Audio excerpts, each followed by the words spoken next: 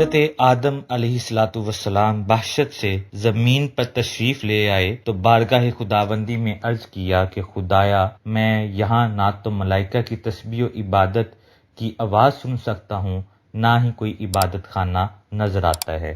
جیسا کہ آسمان میں بیت المعمور دیکھتا تھا جس کے ارد گرد ملائکہ طواف کرتے تھے، اس پر اللہ پاک کا حکم آیا کہ جاؤ، جہاں پر ہم نشان بتائیں وہاں پر کعبۃ اللہ بنا دو اور اس کے ارد گرد طواف بھی کر لو، اس کی طرف نماز بھی ادا کر لو۔ حضرت جبرائیل علیہ السلام ان کی رہبری کے لیے ان کے ساتھ چل پڑے اور انہیں اس مقام پر لے آئے جہاں سے زمین بنی تھی، یعنی جس جگہ جاگ بنی تھی، اور پھر وہی جاگ پھیل کر پوری زمین بنی۔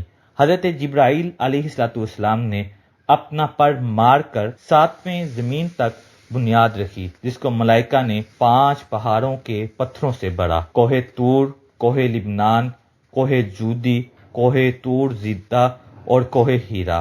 بنیاد بننے کے بعد نشان کے لیے چاروں طرف کی دیواریں بھی اٹھا دیں۔ اس طرف حضرت آدم علیہ السلام نماز بھی پڑھتے رہے اور طواف بھی کرتے رہے۔ طوفان نوح تک کعبہ اسی حالت میں رہا۔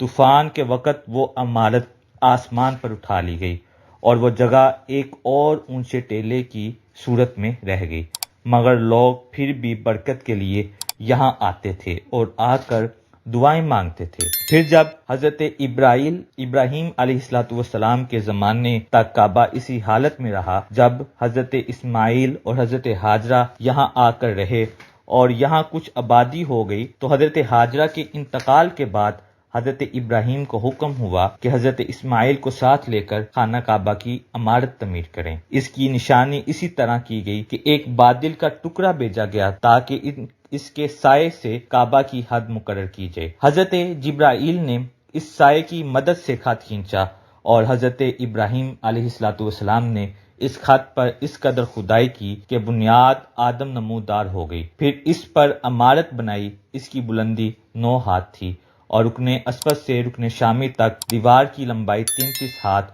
اور رکن شامی سے رکن غربی تک 22 ہاتھ اور رکن غربی سے رکن یمانی تک 31 ہاتھ اور رکن یمانی سے رکن اسود تک 20 ہاتھ تھی۔ اس طرح خانہ کعبہ کی عمارت مستطیل کی شکل میں بنی۔ حضرت ابراہیم نے خانہ کعبہ کے اندر ایک تغار سا بنایا تاکہ کعبے کے لیے جو نذرانے اور تحائف آئیں وہ اس میں رکھے جا سکیں۔ اس کے دروازے 2 تھے، ایک داخل ہونے کے لیے اور ایک نکلنے کے لیے۔ کعبہ بنانے والے حضرت ابراہیم تھے اور ان کو غار اور پتھر اٹھا کے دینے والے حضرت اسماعیل علیہ السلام تھے۔ اس دفعہ اس کی تعمیر کے لیے 3 پہاڑوں کے پتھر لائے گئے۔ بعد میں اس عمارت میں کچھ تبدیلیاں بھی کی گئیں۔ اس کی اونچائی مزید بڑھائی گئی، دروازہ بھی 2 کے بجائے 1 کیا گیا۔